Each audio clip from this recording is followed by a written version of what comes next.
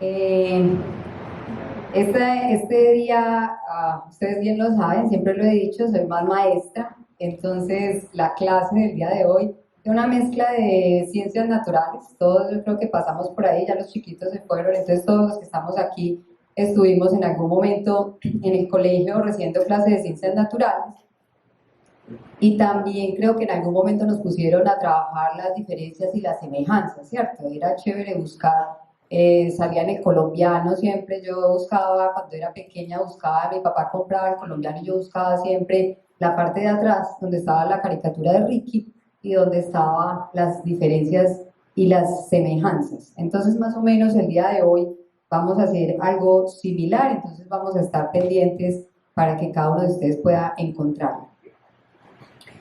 Está basado en la lectura de Mateo 13, del 24 al 30. Parábola del trigo y la cizaña. Le refirió otra parábola diciendo: el reino de los cielos es semejante a un hombre que sembró buena semilla en su campo. Pero mientras dormían los hombres, vino su enemigo y sembró cizaña en el trigo. Y se fue. Y cuando salió la hierba y dio fruto, entonces apareció también la cizaña. Vinieron entonces los siervos del padre de familia y le dijeron: Señor, ¿no sembraste buena semilla en tu campo? ¿De dónde pues tienes cizaña?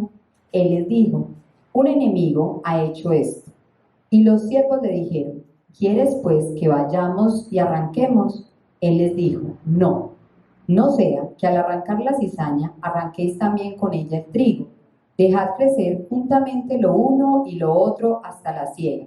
Y al momento de la siega, yo diré a los segadores: recoged primero la cizaña y atadla en manojos y quemadla, pero recoged el trigo en mi granero. No sé, cuando yo estaba leyendo este texto, yo me puse a buscar en el tema botánico, ¿sí? Y no sé, siempre lo hemos hecho la similitud, hemos escuchado este texto muchas veces, lo hemos leído y decimos, bueno, el trigo se parece a la cizaña, puesto que se confundían y decían si lo recogían o no lo recogían, si lo quitaban o no lo quitaban, se parecían, ¿cierto?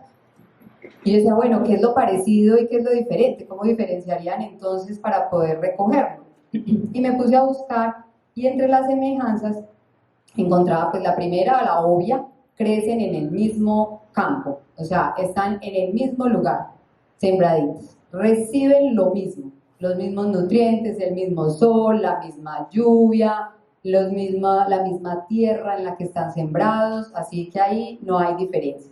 Cuando empiezan a crecer, alcanzan un tamaño similar. Una es más o menos de 1 metro, la cizaña, y el trigo es más o menos de 1,2, así que pues, no es que haya mucha diferencia en ella.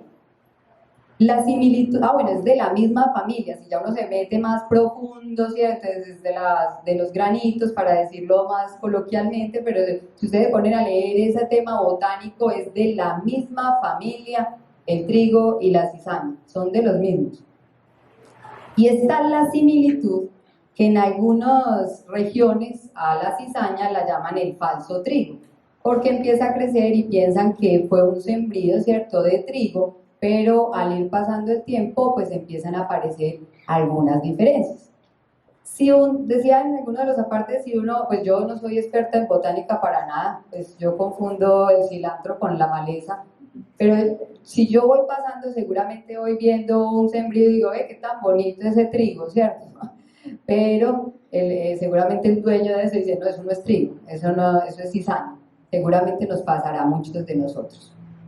Entonces, las diferencias que logran de pronto a nosotros, los que no somos expertos en el asunto, es que la parte buena, el trigo, ¿cierto?, dice que es uno de los 3 granos más producidos en el mundo, al igual que el maíz y el arroz.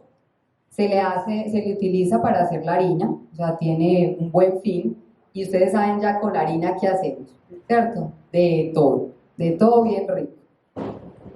El trigo, a diferencia, tiene un nombre, es conocido como, eso yo pues para los idiomas tampoco es que sea muy buena, pero viene del latín tricum, que significa triturado, grabado, ¿cierto? Para poderse consumir, tiene que ser quebrado y triturado, ¿sí? Y finalmente, cuando uno llega a la etapa madura del trigo y la cizaña, el trigo pesa porque su fruto es tal y es pesadito que la matica de trigo se inclina, pero la de la cizaña no. Es muchas veces hueca y lo entendí así, pero me encontré sorprendentemente cuando vi el tema botánico que a veces este trigo se logra contaminar con un hongo que le produce toxicidad al poquito frutico chiquito que produce la cizaña y puede ser tóxico para el ser humano. O sea, no produce, y si llegase a producir y le llegase a dar este hongo, llega a ser malo para el consumo. He ahí la diferencia. Entonces casi que uno encuentra la diferencia al final del camino, cuando ya va a secar. Después de entonces hacer este recorrido por la botánica y el texto que estaba en el devocional con mis niños, que generalmente las enseñanzas pues salen de allí, con Sara estábamos viendo dos personajes y como buena maestra y como buena alumna que fui en la escuela dominical, me encanta el tema de los personajes y por qué Dios deja plasmado todo lo que deja plasmado en la Biblia de cada uno de ellos. Y hay dos personajes que quiero traerles con el símil del trigo y de la cizaña. Y ellos son, pero quiero que se fijen más, o sea, si bien los dos para que encuentren la diferencia, ¿cuál es el que nos interesaba entre el trigo y la cizaña? ¿Cuál nos sirve? El trigo, ¿cierto? Entonces acá vamos a encontrar cuál es el que realmente sí quiero que pongan los ojos para que seamos como ese personaje. Y ellos dos son entonces Pedro y Judas, dos discípulos. Entonces, tal y como la botánica hace el desarrollo del trigo y de la cizaña, lo vamos a ver en estos dos personajes. La primera es entonces la siembra, ¿cierto? Todo inicia con sembrar. Si no se siembra, pues no hay desarrollo de nada, ni del trigo ni de la cizaña. Tiene que haber un sembrado, ¿cierto?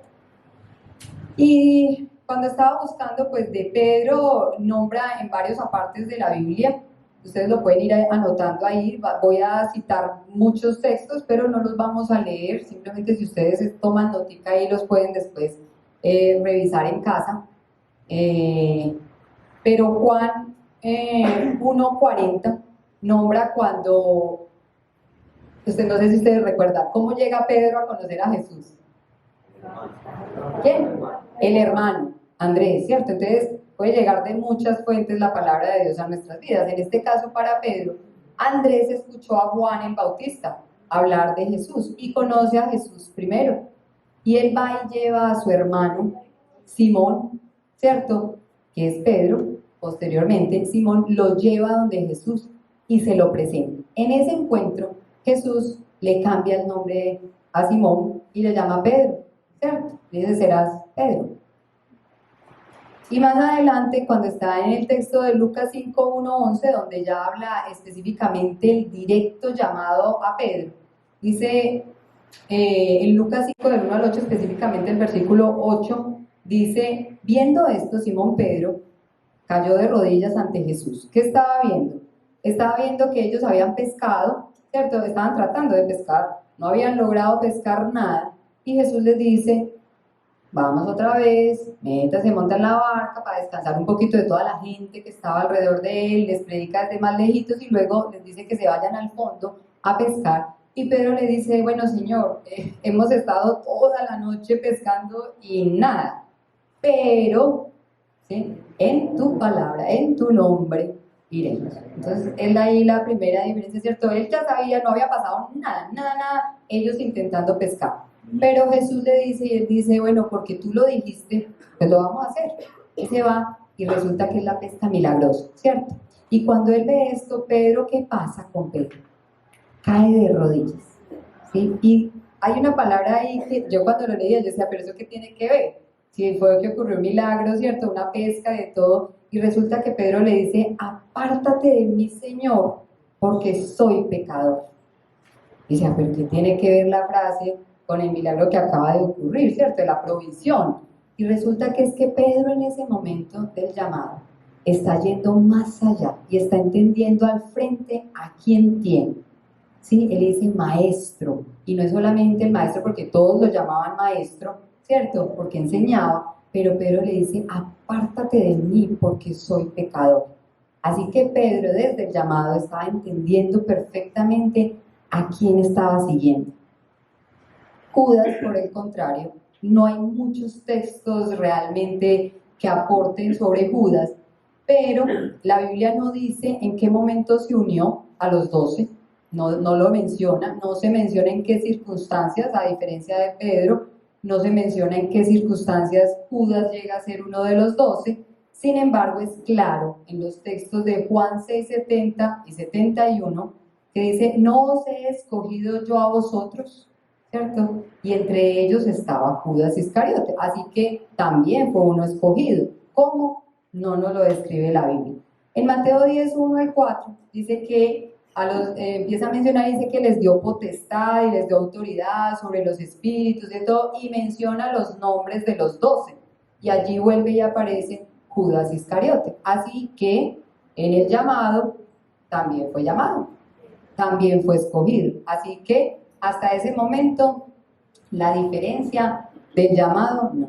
Ambos quedaron siendo discípulos, los 12 selectos del grupo de Jesús. ¿Sí? Estamos teniendo... Fue empoderado. Ya va, no me adelante. Entonces, estamos claros que en la siembra, así que el trigo y la cizaña, no, pues después de sembrar la semillita en el mismo campo, en el mismo terreno, pues no logramos ver mucho como la diferencia de ambos. Vamos a la segunda parte del desarrollo, ¿cierto?, de las maticas, y es el crecimiento. Y para el caso nuestro, la vivencia de Pedro y de Judas. Aquí voy a cambiar el orden y les voy a hablar primero de Judas. Lo que decía el pastor Felipe, Judas tenía un don, un talento, un ministerio, como lo queramos llamar, ¿cierto? ¿Ustedes recuerdan Judas de qué se encargaba? Nada más y nada menos que de la bolsa, del dinero, de las finanzas. Uno diría, valiente al que escogiera, ¿cierto? Pero resulta que es que inicialmente él había sido llamado, al igual que cada uno de nosotros, con las deficiencias o las cosas que tengamos, cada uno trae de fondo muchísimas cosas, pero somos llamados para el Señor, ¿cierto? Y Judas tenía ese don, llamémoslo en nuestra época ahorita, ¿cierto?, de la administración. Era el duro en la administración y es encargado entre los 12 selectos. Había una selección adicional que era ser el administrador de los recursos económicos que tenían ellos para subsistir, ¿cierto?, para el ministerio. Así que se encargaba de ello. Y eso es claro en el texto, ustedes lo mencionan, el texto en el que está basado, está Juan 13:29, donde decía que él tenía la bolsa. Y hay un texto bastante interesante que uno a veces lo ve desde otro ángulo, y es cuando Marta derrama el perfume, ¿cierto? Rápidamente, ¿cuánto valor tenía el perfume? 300, bien, carita feliz para 300, o sea, lo tenía clarísimo el valor. Yo a veces digo, después me dice, yo le digo, ¿cuánto valdrá más o menos unos tenis para Zara? ¿Cuánto vale más o menos? ¿Cierto? El cálculo del presupuesto, la cosa. Pero Judas derrama el perfume Marta sobre los pies de Jesús, y Judas ahí mismo lo que hizo fue el cálculo del valor económico que tenía ese perfume, ¿cierto? Así que era hábil para el tema, en números era bien interesante el don que tenía Judas, ¿cierto? Pero en ese mismo texto, ¿cierto?, dice, él decía que pues, ¿por qué se había derramado, ¿cierto? ¿Para qué no más bien qué? Venderlo por los 300 para dárselo a los pobres. Y uno diría, hasta ahí, qué tan bonito, ¿cierto? Ese pensamiento de Judas estaba pensando en los pobres, ¿cierto? Y entonces, tan altruista el tema, ¿cierto? Pues sí, hombre, y nos habíamos puesto a pensar aquí, ¿verdad? Está como derrama 300, ahí sabiendo tanto pobre que hay en esta tierra. Pero seguido el acto, cuando dice eso, está la aclaración bíblica donde dice, no porque él pensara y le interesaran los pobres, sino porque ¿qué? Porque sustraía de la bolsa. Así que lo que le interesaba estaba yendo más allá. Marta estaba derramando, ¿cierto? Ante su maestro, lo valioso que tenía. Pero para Judas simplemente era el interés de sustraer de la bolsa. ¿En qué momento Judas se convierte en ladrón? Si lo era o no lo era desde antes, tampoco es mencionado en la Biblia, pero para este momento ya es claro que se conocían algunos detalles que empezaban a hacer la diferencia de la intención en el que era el seguir de Pedro y de Judas a Jesús, ¿cierto? En ese crecimiento vamos a Pedro, ¿cierto? Voy a dejar una última del crecimiento de Judas y una última de Pedro al final. Pero Pedro, si ustedes miran, era curioso para mí encontrar todos los textos que hay alrededor de Pedro, y la vida de Pedro es un montón de altibajos.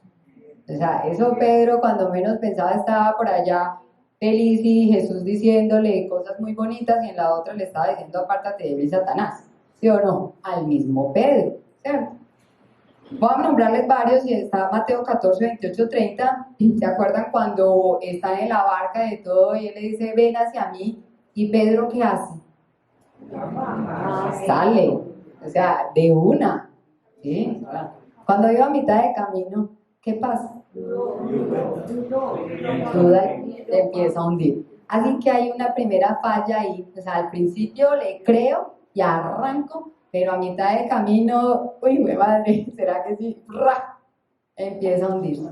Y Jesús le dice, ¿cierto? Le reconviene la primera vez y está probando la fe de Pedro, ¿cierto? Entonces la primera, el altibajo. Mateo 16, 22, 23. Le dice Pedro a Jesús, mira, ¿por qué no lo reconsideras, cierto? Eso de tu muerte, pues no creo que sea como una buena idea, es mejor que te quedes aquí con nosotros. Y ahí es donde viene la palabra dura de Jesús, que le dice, apártate de mí, Satanás, ¿cierto? Pones la mira en las cosas de este mundo y no en las cosas de Dios. Entonces, vamos viendo cuántas de Pedro frente a cuántas de Judas menciona la Biblia. O sea, de Judas nada más mencionaba, pues, cierto, el tema de que sustraía. Pero aquí Pedro tiene varios, cierto, bachecitos de su crecimiento en el seguir a Jesús. Mateo 17, 4, 6, le dice, hagamos una enramada aquí, cierto, para ti, para Moisés, para Elías, ¿cierto? Y en esas aparece la presencia del Señor. Hasta ahí llegó el discurso de Pedro de que hicieran la enramada.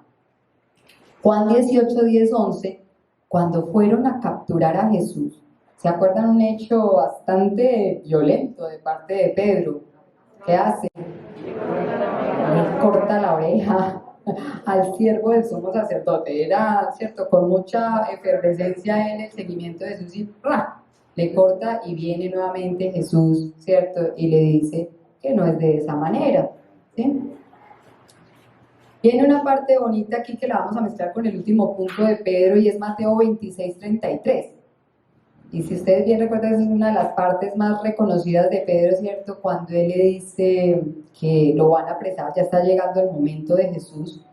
Y entonces él dice, aunque todos se escandalicen, aunque todos te nieguen, ¿yo qué? Y esa partecita, yo nunca, yo siempre voy a estar ahí. Y si es necesario, ¿qué? Morir contigo, no te negaré. Estaba firme en la expresión de Pedro hacia su maestro. Y entonces me voy a ir al último punto, y voy a arrancar ese último punto de crecimiento con Pedro. Llega el momento anunciado, y es la negación, ¿cierto? Y empieza, ustedes saben, estaba en el patio, se le acerca una mujer, luego se le acerca otro y le dice, tú eras de los de ellos, hablas como ellos, te pareces a ellos. ¿Y Pedro qué hace? El que hace un ratico atrás está diciendo, nada, ni por la muerte te voy a negar. Está ahorita, salió corriendo, disparado. Nuevamente estaba en la etapa del crecimiento de Pedro, ¿cierto? Judas, por el contrario, con su don calcula bien y encuentra un buen negocio y va y negocia con los principales sacerdotes, ¿cierto? Y calculan en 30 monedas, 30 piezas de plata la entrega de su maestro. O sea, también le da la espalda a su maestro. Uno sale corriendo negando que no hace parte de ellos y el otro pues va ahí y lo entrega y lo venda, ¿cierto? Ese es importante porque vamos a la tercera parte, que es el fruto, ¿cierto? Entonces ya sembramos, crecimos, ¿cierto?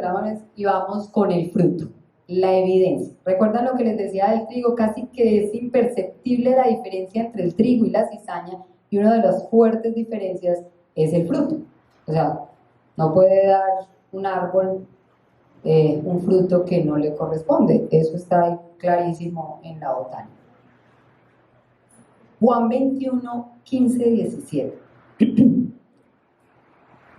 Se encuentran ya Jesús resucitado, ¿cierto? O sea, ya pasaron los 3 años que estuvieron ahí. Pedro, Judas y los otros discípulos estuvieron con Jesús, las mismas enseñanzas, vieron los mismos milagros, vieron a su maestro, ¿cierto? Fueron, hicieron cosas juntos.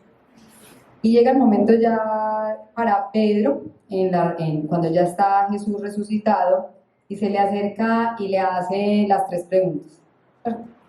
Que en sí el enfoque, pues muchas predicaciones y mucha gente pues menciona que 3 veces por lo de las 3 negaciones, eso nunca está claro ahí en la Biblia, no está escrito que así haya sido. Y más bien yo encontraba y decía, bueno, en la primera pregunta él le dice, Pedro, ¿me amas más que estos? ¿Quiénes eran estos? Los otros discípulos que estaban ahí, ¿cierto? Le dice, ¿me amas más que estos?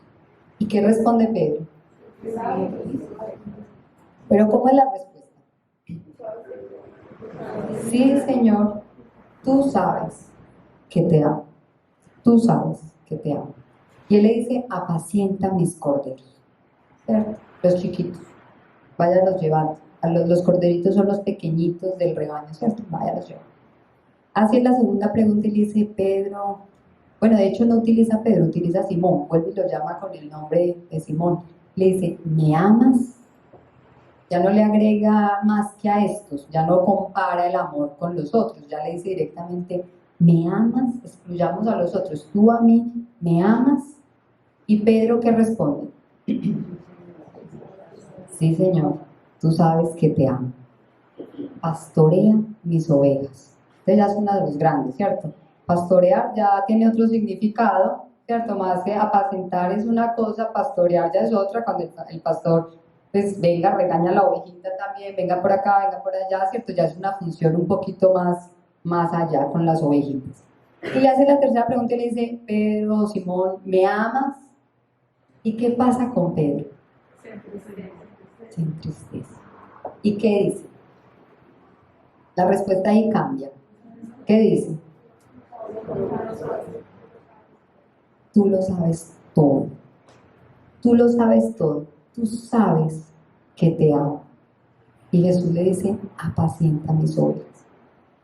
Uno lo que puede ver aquí de Pedro es que ese Pedro impulsivo de antes que contestaba, yo no te voy a negar, yo no voy a hacer, ya había vivido y ya había pasado, y cada uno de los altibajos que había tenido con Jesús habían tenido una reconvención, ¿cierto? Le había llamado la atención, y Pedro fue aprendiendo, y Pedro fue aprendiendo, y Pedro fue madurando, y Pedro fue creciendo, y se encuentra uno aquí ya a un Pedro que responde de otra manera y dice, tú lo sabes todo.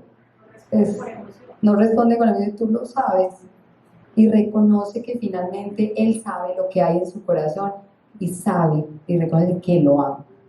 Judas reconoció o no lo que había hecho. ¿Sí o no? Ah, está dividido, está bien. ¿Sí o no? Sí. Sí, Judas fue consciente de lo que había hecho, no fue que él pasara desapercibido, no. En Mateo 27, 3, 10 es claro que dice que él reconoció lo que había hecho, había vendido a su maestro. ¿Sí? Vamos para allá. ¿Qué hizo él? Trató de solucionarlo, ¿cierto? ¿Qué hizo? ¿Qué acción tomó? Él también tomó una acción. Fue y devolvió las piezas de plata, ¿cierto? Realmente esa era la solución, era la que él había pensado, ¿sí? Pedro dice, tú sabes que te amo. Pues, ¿qué más puedo hacer? Ya la embarré, te negué, pero ya tú sabes que sí, de fondo yo te amo, no hay más. Pero Judas trata de solucionarlo él. Y entonces el problema eran las 30 monedas o las 30 piezas de plata. No, ¿cierto? Él va y las va a entregar, las va a devolver, no se las reciben, dicen que no pueden recibir eso, eso está manchado con sangre, eso no. Él las tira, unas sí las deja, ¿cierto? Pero ¿qué pasa con Judas? Ay, se ahorca. Triste final, ¿cierto? Para uno de los 12 selectos. Y la solución fue ir a ahorcarse. Se arrepintió, tuvo un encuentro con el Señor, se humilló, pidió perdón. No, se sintió mal, que es diferente. Sintió remordimiento de lo que había hecho, ¿cierto? Mas no tuvo un momento de arrepentimiento. Pedro, y hasta ahí, ya ahí termina el ministerio, ¿cierto? En el fruto, voy a terminar con el de Judas para terminar con Pedro. Y Judas, dice Juan 17:12, dice Jesús, cuando estaba con ellos en el mundo, yo los guardé en tu nombre. Y ninguno de ellos se perdió, sino ¿quién? El hijo de perdición. Entonces, finalmente la Biblia sí es claro el fin de Judas, ¿sí? Ahí está claro, ¿sí? El fin de Judas se perdió. Pero Pedro, de ahí en adelante, después de que Pedro dice estas palabras, ¿cierto? Tú sabes que te amo, empieza y Jesús ya les da la comisión para que vayan y prediquen y todo. Y Pedro en todo Hechos 2:14, Hechos 3, Hechos 4, Hechos 5, el de 5 es muy bonito porque el Pedro que salió corriendo negando a Jesús atrás, ahora está frente al concilio, frente al sumo sacerdote, el que ustedes crucificaron, al que ustedes persiguieron, entonces el que yo predico. Y no importa, ahí sí no importa. Lo que él decía antes no importa si me apresan, si me llevan a la muerte de todo. Aquí sí ya es una realidad. No importa. Ante el concilio estoy diciendo que ustedes lo crucificaron, ustedes lo llevaron a la muerte, pero ese es el que yo predico y es el que seguiré predicando. Y sigue Pedro. Y en Hechos 10, él abre las puertas a los gentiles con el hecho de Cornelio, si bien lo recuerdan, ¿cierto? Era para ellos juntarse con los que no eran judíos, era casi un insulto, pues era algo mal y era inmundo, pero Dios le habla, le dice, no llames inmundo a lo que yo he santificado, y empieza y se abre la apertura con Cornelio hacia los gentiles también. Y finalmente ustedes saben, Pedro es uno de los pilares fundamentales para la iglesia cristiana, ¿cierto? Sufrió la persecución, sufrió todo, escribe 2 epístolas, y aquel que le daba temor y todo así se echa unos discursos hermosos, unas prédicas, pues cualquiera de nosotros quisiera darlas, ¿cierto? Y escribe todo. No dice la Biblia exactamente cómo muere, no es claro cómo muere Pedro, pero históricamente mencionan que probablemente por la forma en la que perseguían a los cristianos y mataban a los crucificados. Algunos llegan a decir que incluso de cabezas, que era pues como la tradición que tenían en Roma, pero la Biblia no es clara tampoco en decir que así fue, pero es probable que haya muerto de esa manera. Entonces vamos ya a la cosecha, ¿cierto? La cosecha en nosotros. Entonces, cuando dice en el texto inicial que leíamos, déjenlos crecer, ¿cierto? Déjenlos quietos, que cuando llegue el momento yo voy a mandar a cegar. Entonces el trigo lo vamos a recoger en manojos, lo vamos a quemar la cizaña y el trigo lo vamos a recoger para la siembra, para utilizar, ¿cierto? Entonces, Yo dejé el título para el final, entonces decía ser o parecer. Esa es la cuestión. Hay una de Shakespeare, dice ser o no ser. Esa es la cuestión, ¿cierto? Aquí es ser o parecer. Esa es la cuestión, esa es la pregunta. ¿Soy o parezco ser?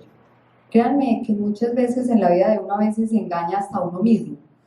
Y uno piensa que lo que está haciendo es bien, es seguir lo que Dios le mandó, es hacer su palabra, cumplir su palabra, pero realmente somos trigo o parecemos serlo. Y no importa si ante los ojos de los demás, ¿cierto? Ante los demás Judas era un discípulo hasta el final. No importa qué tanta aprobación tengamos de la gente. No importa si tenemos un don, un ministerio y hasta lo podemos llevar a cabo en la iglesia. Pero nos damos cuenta con Judas que si yo tengo un don, un ministerio, pero no tengo una relación con el Señor, incluso ese don me puede llevar a la peor tentación. Fue la peor tentación de Judas, el dinero.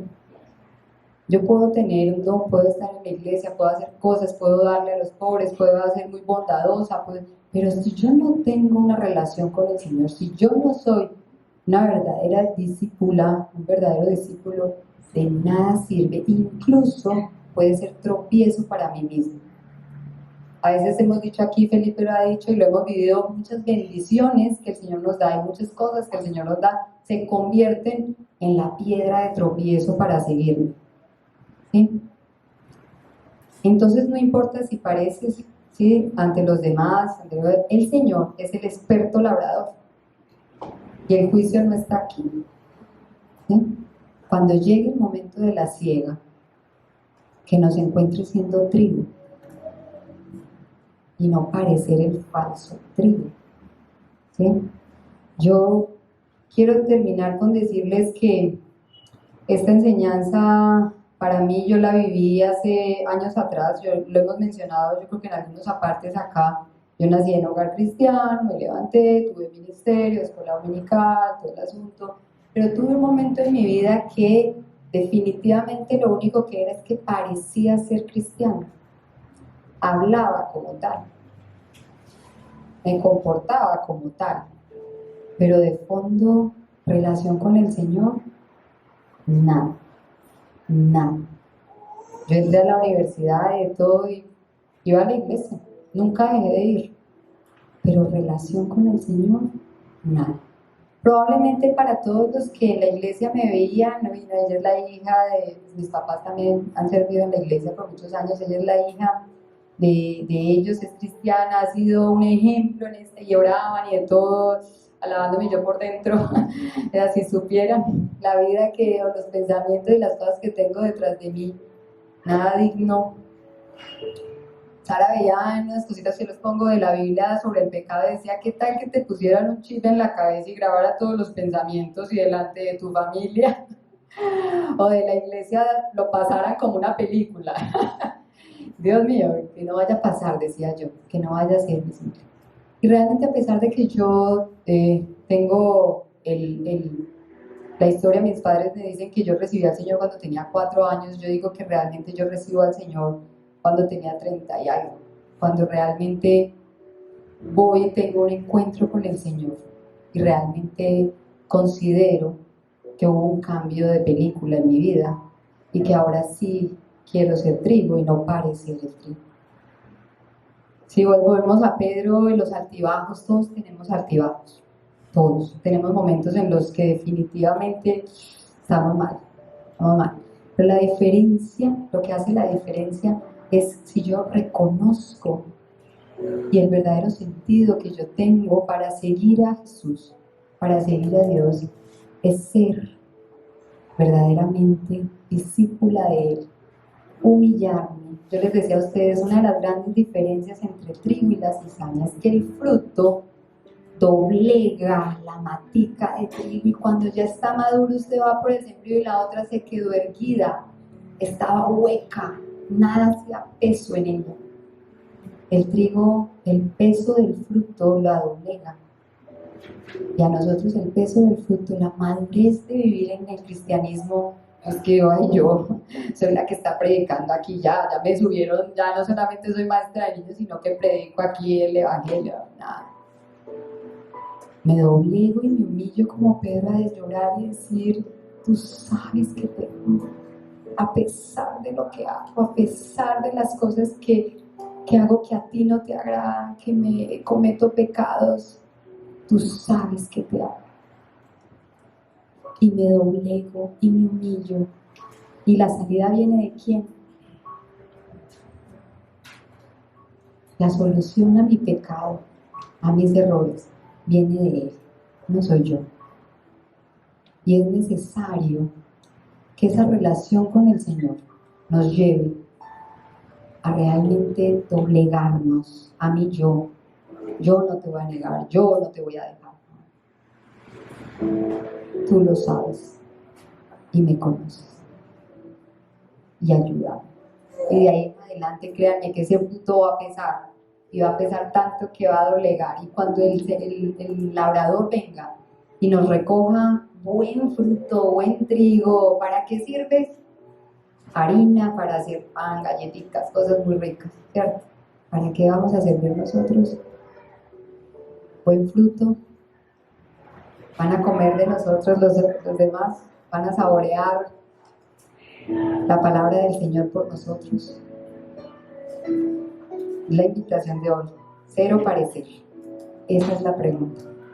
Que seamos verdaderos discípulos, verdaderos cristianos y no de apariencia. Señor y Padre Celestial, esta noche, este día, Señor, nosotros, en especial yo te doy gracias por la obra que tú haces en cada uno de nosotros. Gracias, Señor, por haberme escogido un día, por haber predestinado, Señor, que yo fuera tu hija y yo te siguiera. Gracias, Señor, por cada uno de los que estamos aquí, porque también, Señor, tú los has llamado. Si están aquí escuchando tu palabra es porque tú los has llamado. Señor, ayúdanos para que ese crecimiento, esa vivencia contigo, Señor, del fruto que tú esperas, que seamos verdaderos discípulos tuyos, que llevemos tu palabra, Señor, que mi vida sea tu palabra viva para los demás. Gracias, Señor. Amén. Amén.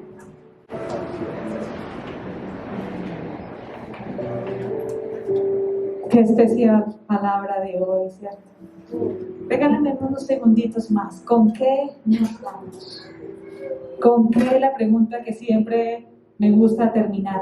Cada uno, ¿con qué nos vamos hoy? Que esta palabra no quede hueca, sino que pueda quedar ahí anclada y guardada en nuestros corazones. Los bachilleres, ¿con qué se van en esta mañana? Los jóvenes, ¿con qué nos vamos? Las parejas, los matrimonios, ¿con qué nos vamos?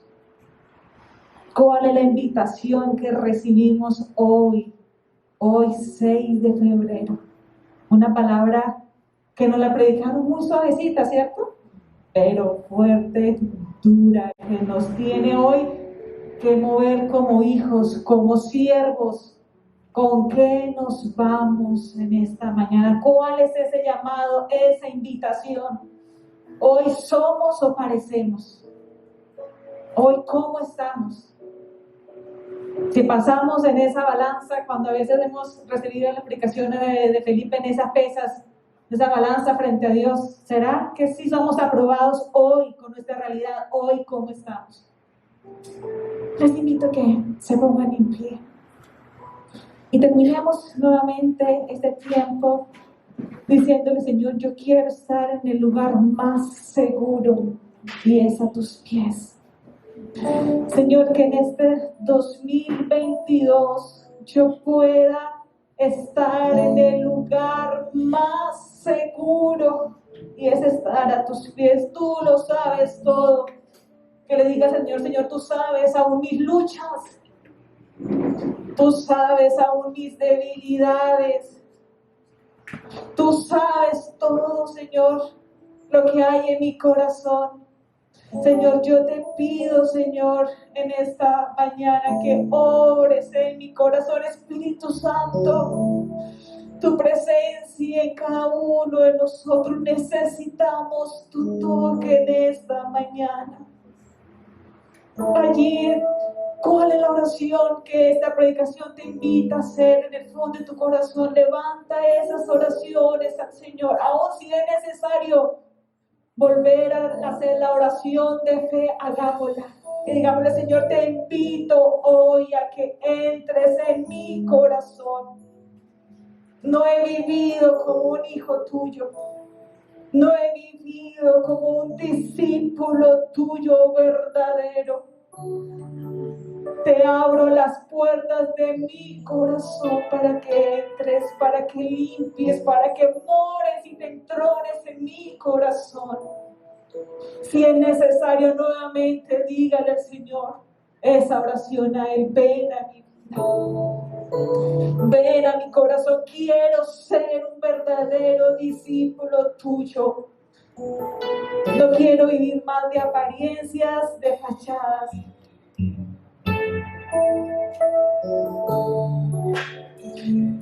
Allí en lo profundo de tu corazón, dile al Señor, ven a mi corazón, te necesito. Quiero estar allí a tus pies, en el lugar más seguro. Corazón. Si podemos levantar nuestras voces a Él y digámosle a Él: te entrego todo lo que soy, todo. Es el lugar de mi seguridad, donde nadie te pueda señalar. Me perdonaste, me acercaste a tu presencia, me levantaste. Yo me postro a adorarte. Digámosle a Él: no hay lugar más alto, no hay lugar más alto que estar postrado ante ti. Más grande que estar a tus pies, que estar a tus pies. No hay lugar más alto,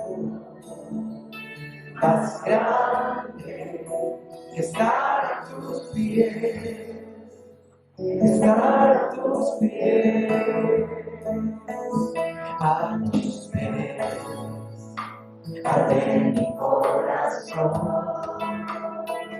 a tus pies, te entrego todo, te entrego lo que soy. Es el lugar de mi seguridad, donde nadie me puede señalar. Me perdonaste, te acercaste a tu presencia, me levantaste. Si podemos levantar nuestras voces y digámosle a Él: no hay lugar más alto que estar a tus pies. No hay lugar más alto, más grande que estar a tus pies, estar a tus pies. No hay lugar más alto, más grande que estar a tus pies, que estar a tus pies. Y aquí permaneceré, postrado a tus pies. Y aquí permaneceré, a los pies de Cristo.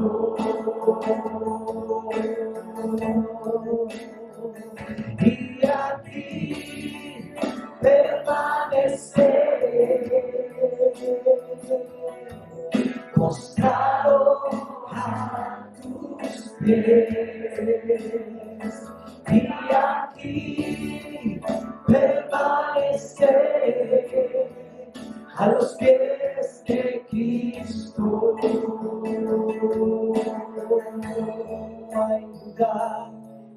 alcanzar tu amor, más grande que estar a tus pies, que estar a tus pies. No hay lugar Que ese sea nuestro deseo para este año, Señor. más grande Estar que estar a tus pies, que estar a tus pies. Gracias, Señor.